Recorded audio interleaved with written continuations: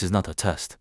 This is a direct call from the National Administration for Landerne, Atmospheric, Geophysical, and Astronomical Services, or the NALAGAS, along with a joint operation with the National Defense for Disaster and Management Emergency Council, or the NDDME. This is not a test. Typhoon warnings had been detected by the NALAGAS and had notified the NDDME regarding the situation. Areas prone to floods, landslides, and other disasters that may cause severe destruction are advised for imminent evacuation, if necessary.